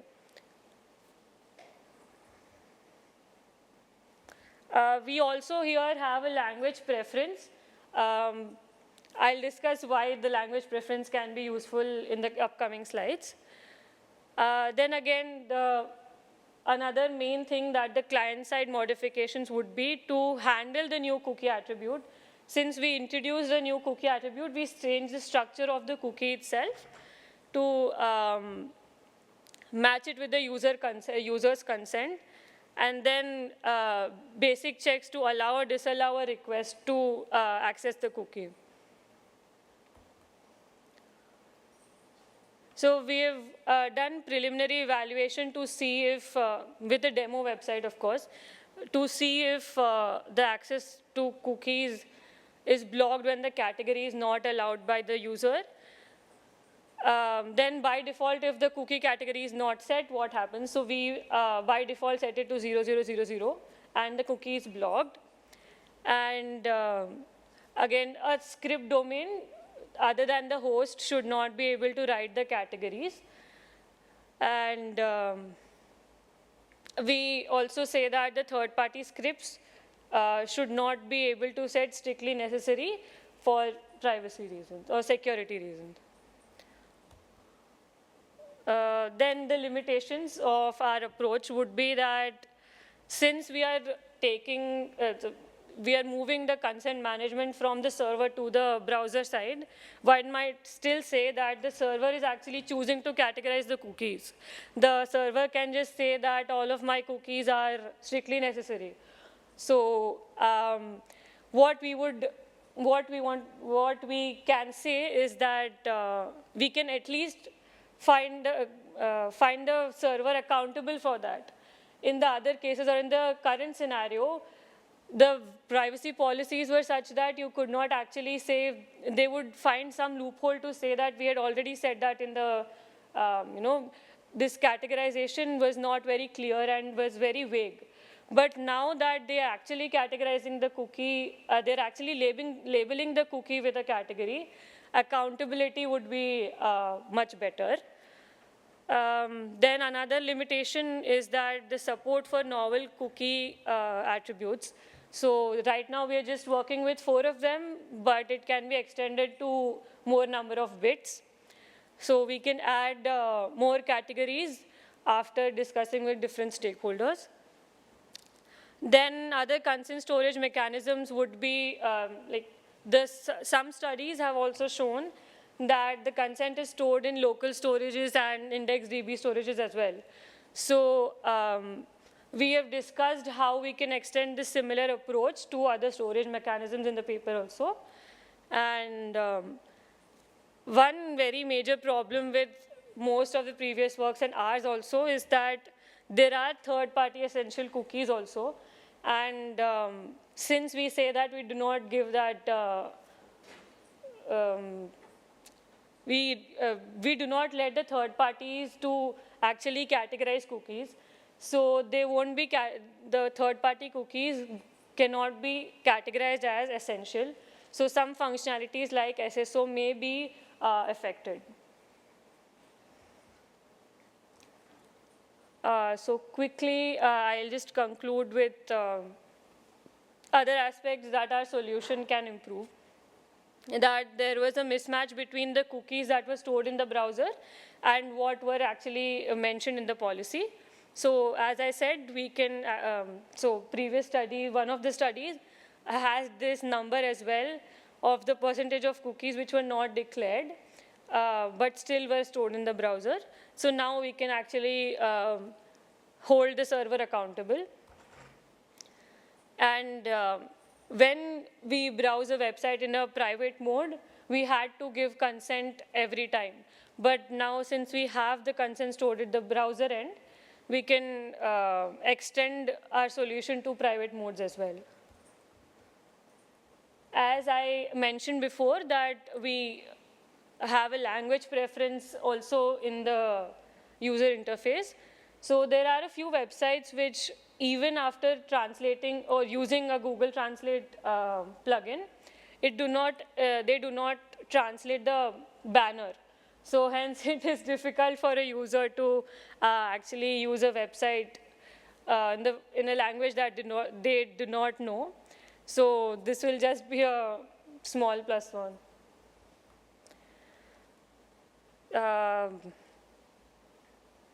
As I said, if the cookies are not classified by the server, by default they are set to 0000 and blocked. So they may lead to a lot of functionality breakage. An initial solution that we suggest is to alert the server about such cookies so that the developers can just add a category to it. So yeah, thank you. I'm open to any questions. Yeah. Thank you, Gayatri. Any questions from the audience?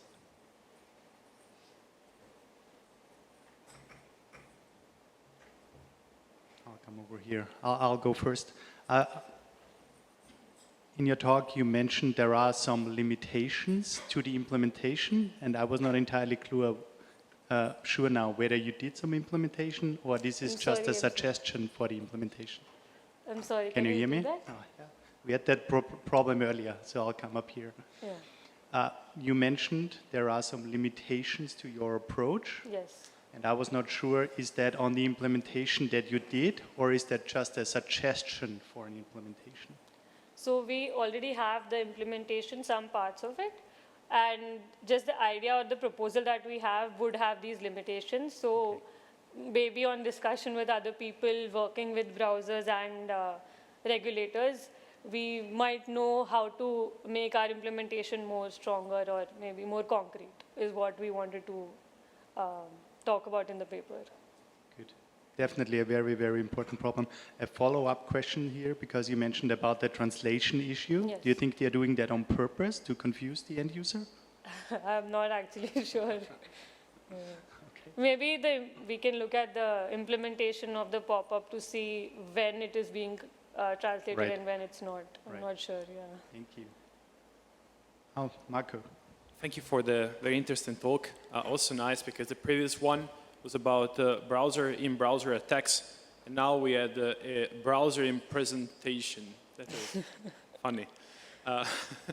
So yeah, I wanted to ask you about the limitations. I had a question, but then you kind of answered that it was about indeed having the server basically like not respecting the, so like you have like one of the problem was the do not track attribute that was not respected by the server. Yeah. And then along the same line, you can have the server not categorizing the cookies like properly and then basically like lying to the browser. But yeah. you mentioned that in the limitations.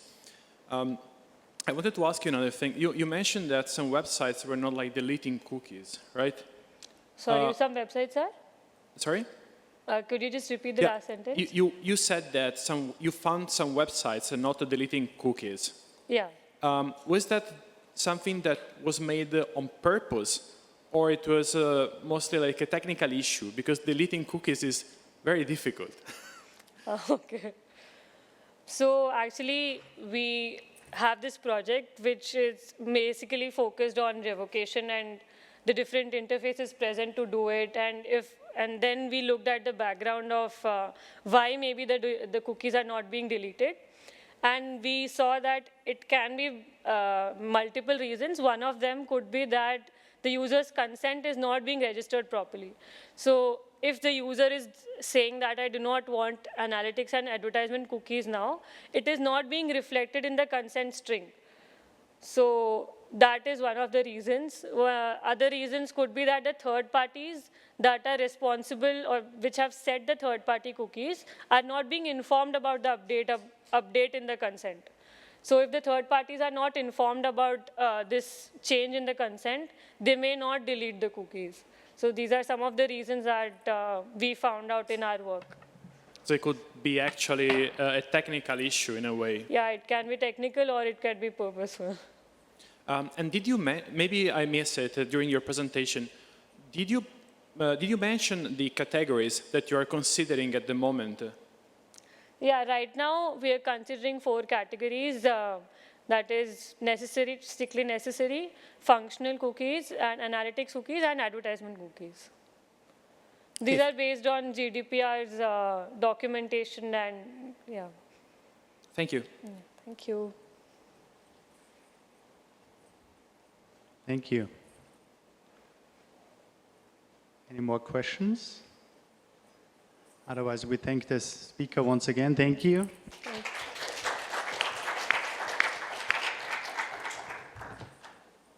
And the day went by super fast, in my opinion. We are already at the last talk of today.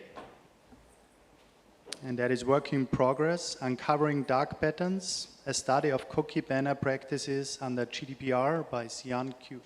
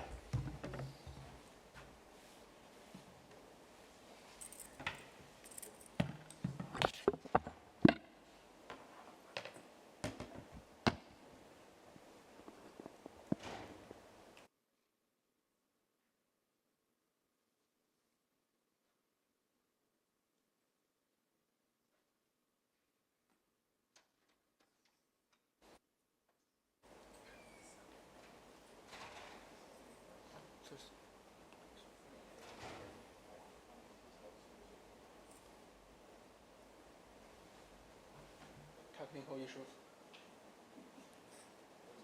Technical issues.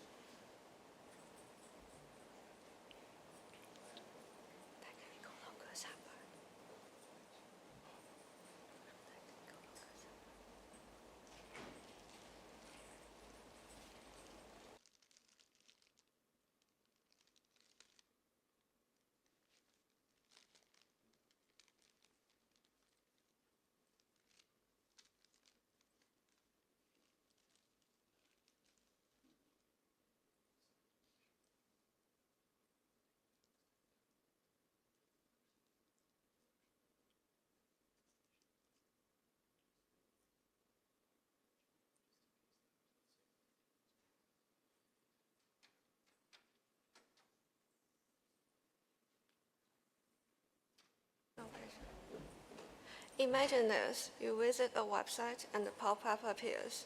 We use cookies to improve your experience, except there is a bright, inviting accept button, but where is the reject option? Maybe it's hidden, maybe it doesn't exist at all, and before you know it, you have consented to tracking. This is not by accident. It's a dark pattern, a manipulative design tactic that tricks users into making choices they may not have intended. And today, we are here to talk about how these tactics have evolved under the GDPR. The GDPR, which is General Data Protection Regulation, was introduced in 2018 to give users more control over their personal data. It was supposed to make online tracking more transparent and consent more meaningful. To enforce these rules, the European Data Protection Board, EDPB, issues guidelines and penalties for non-compliance. But companies don't just comply, they adapt. Instead of removing tracking, they redesign consent interfaces to nudge users toward agreeing. So the big question is, has GDPR actually been effective? And if not, how have cookie banner practices changed over time? Our study focused on 3 key questions. The first one is, how have dark patterns in cookie banners changed from 2017 to 2024? The prior work has already defined 6 major dark patterns. They are only opt-in, highlighted opt-in, more options, complex text, ambiguous clause, and preference slider. The second question is, what are the differences between B2B and B2C websites? Here, B2B stands for transactions between business, and B2C stands for transaction between a business and an individual as the end customer. This study focused on websites with business-to-business and business-to-consumer models, as these sites rely heavily on personal data analysis for user profiling and personalized marketing. Such websites often deploy cookie banner strategies, making them ideal for studying user interaction and consent mechanism. And the final question is, how GDPR effectively reduce manipulative practices? To understand the evolution of dark patterns, we need to look at key regulatory events. In 2017, GDPR is adopted, citing strict cookie consent requirements. In 2018, GDPR is enforced, and companies start rolling out cookie banners. In 2020, EDPB bans cookie walls, where banners that block access until users accept tracking. In 2022, guidelines on dark patterns are issued, and in 2023, the Cookie Banner Task Force enforces stricter design rules requiring clear rejection options. On paper, these policies should eliminate dark patterns, but our findings show that companies didn't stop using them, they just changed their approach.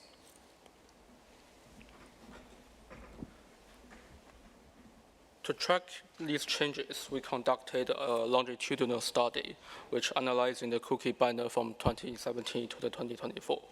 So in the data collection part, so we used the Wayback Machine to access the historical snapshots, and we scanned the hundreds of the websites and selected 100 from the trunker list that is top global companies across the industries to ensure the relatively broad and representative sample. In the detection of the dark patterns, we use Dark Dialog, which is an open source tool for automatic detections. And also, we manually verify the banners to improve the accuracy and identify the novel patterns. In the analysis part, we annotated the dark pattern usage across the legislative events. And we also compared the B2B and the B2C websites to assess the compliance trends. Now let's dive into the results. So this is an example of the only opt-in, which means that no rejection options at all. The only opt-in banner forces users to accept the tracking by providing no alternatives. So we see in the graph, in the 2017, there's about 80% of the banner used these tactics. And by the 2023, they dropped to about 20%, which is a sign that enforcement works. But as the only opt-in declined, others may become more sophisticated. So this is an example of the highlighted opt-in. So it only has a bright accept button when the reject option is hard to find. So in the 2019, there's about 10% of websites use this. But by the 2022, the number jumped to the 50%. Which pushing the user towards consent.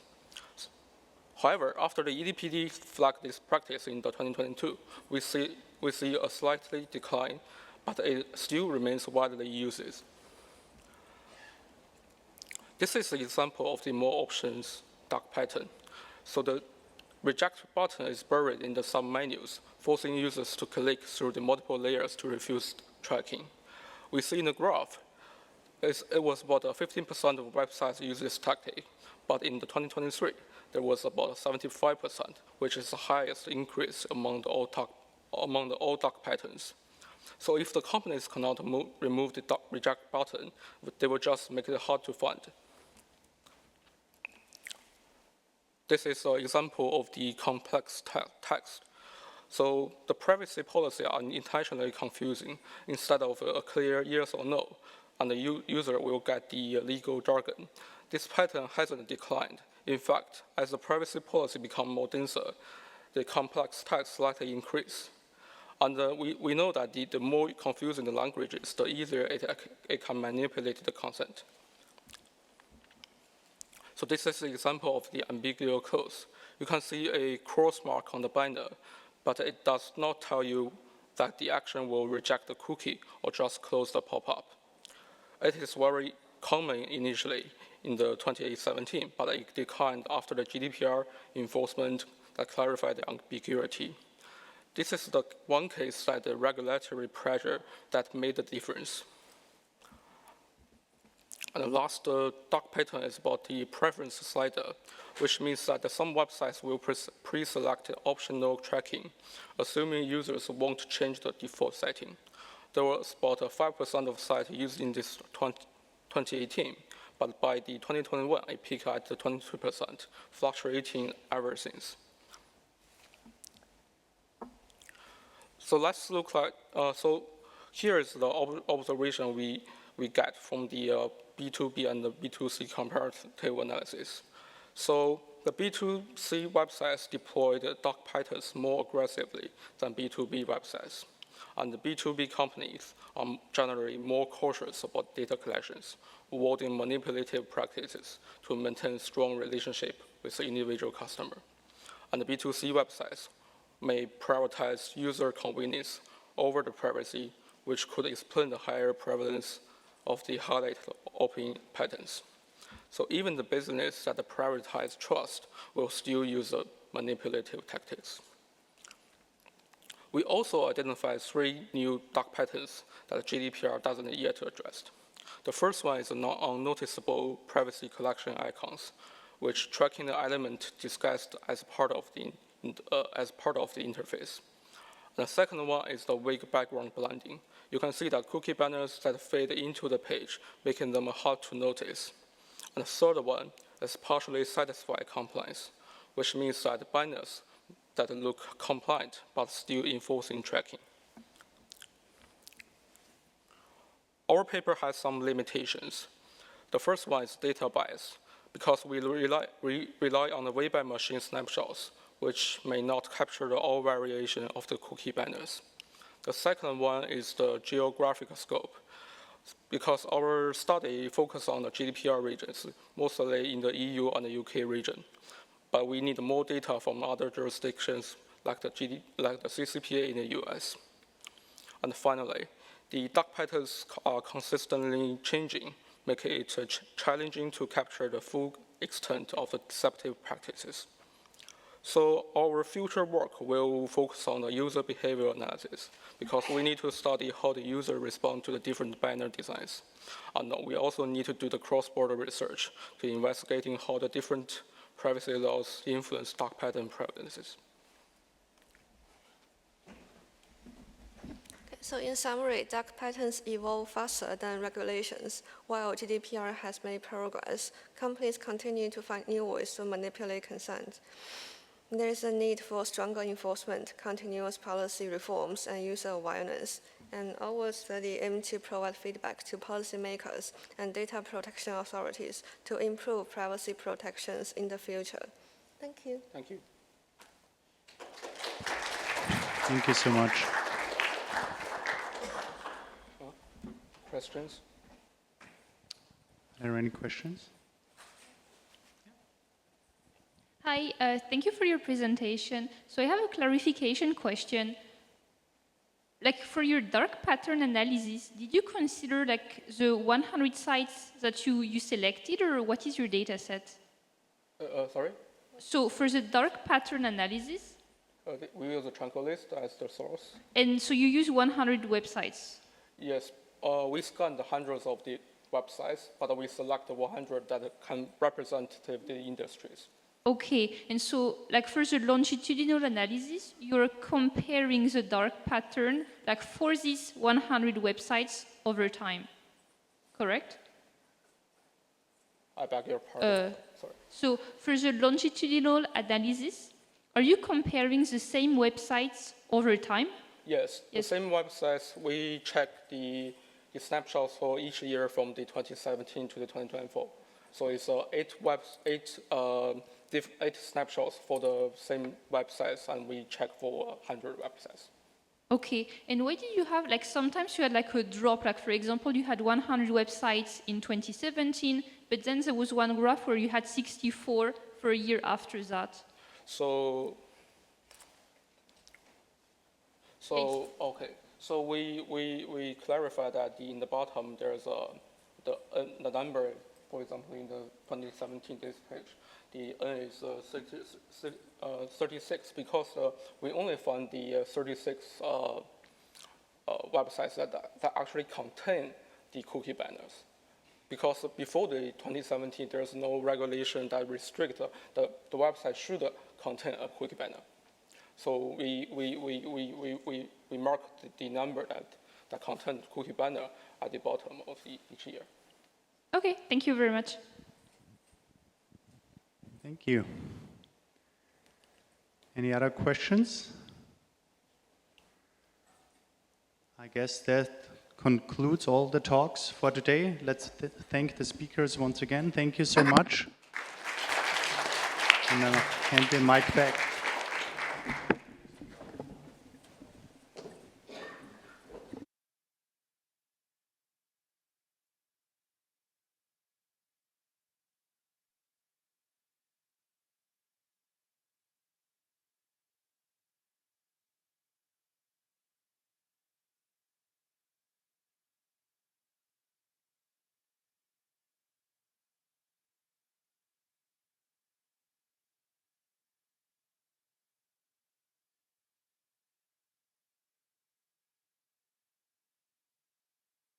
Exciting moment for the Distinguished Paper Award for MADWeb 2025.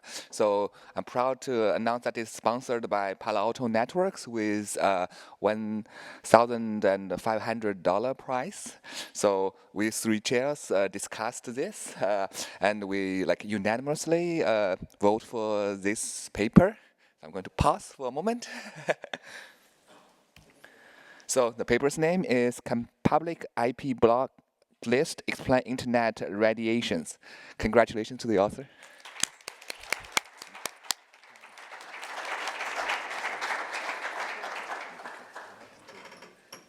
You have to have one for every author. You will have to carry it back for all your co-authors. So this is, yeah. Thank you very much. Take a picture, I guess. You can take a picture together, maybe like an unfold one. Yeah. Where do we look? Like this. Yes.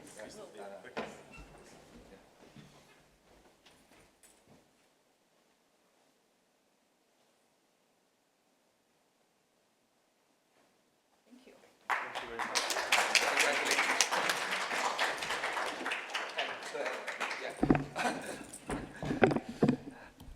And we look forward to seeing you next year, and travel safe. And the next year chair will be Li-Ming and someone who we haven't got yet. So if you have suggestions, feel free to send me an email. It's very likely that we want to move the deadline earlier because this year, applying for visa, getting to the earlier registration, a bit of a rush for us and for the reviewers. So we'll try to be aligned with the rest of the workshop to be a little bit earlier. If any comments about any process of the workshop, send me email. We'll have a chat and we'll try to implement the improvements. Thank you. Thank you. Okay, that concludes the workshop.